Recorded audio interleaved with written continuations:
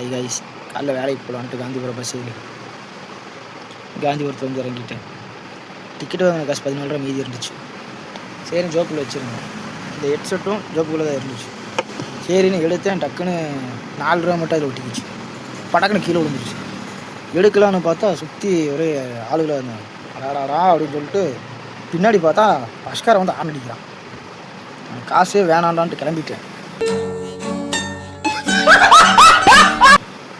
சரி அப்படின்னு சொல்லிட்டு காந்திபுரத்துலேருந்து மணிகரம்பாளையம் வரலான்ட்டு வந்து பாலத்தில் வந்துட்டுருக்குறோம்.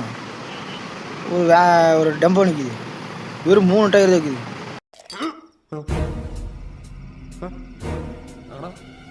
நானும் இன்னொரு டயர் எங்கடா போச்சுன்னு அப்படியே சுற்றி முற்றியும் பார்த்தேன். கடைசியில் பார்த்தா இன்னொரு டயர் கழண்டு போய் அங்கிட்டு நிற்கிது. அது எப்படி கண்டிஷன் தெரியல.